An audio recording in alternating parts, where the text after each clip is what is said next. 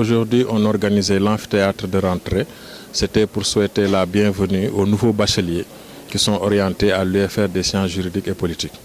Et donc, c'est pour leur présenter un peu l'UFR, les programmes qui sont proposés, les offres de formation et les débouchés. Et à la fin de cela, nous avons souvent un invité qui prononce une leçon inaugurale. Donc cette année, nous avons eu l'honneur de recevoir Maître Pape Leyti Ndiaye, qui est le bâtonnier de l'Ordre des avocats du Sénégal et qui a fait sa présentation sur la profession d'avocat au Sénégal. Parce que le métier d'avocat est un métier qui est au cœur de la formation en sciences juridiques. C'est un métier qui est noble et aujourd'hui, comme l'a dit tout à l'heure une des questions des étudiants, parfois même il y a des situations judiciaires avant même que la personne ne soit jugé, il est déjà condamné. Ce qui montre encore l'importance de la profession d'avocat, notamment pour nos futurs diplômés. Il s'est agi pour l'UFR et donc pour ses dirigeants de dire à ces jeunes qui arrivent, écoutez, dans la panoplie, on va dire, des filières qui vous sont offertes, vous aurez la filière d'avocat.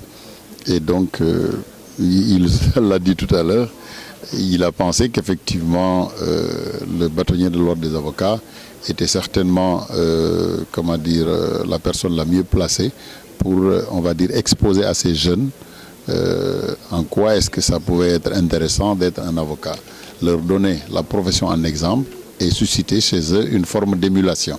Maintenant, sur le fond, écoutez, le thème, il n'était pas très compliqué.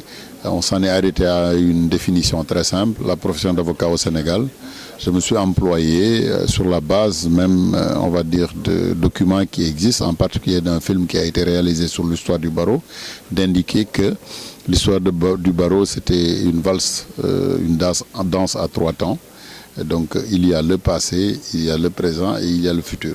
Comment on en est arrivé là? On est passé des conseils commissionnés en 1859 à avocat défenseur, avocat à la cour.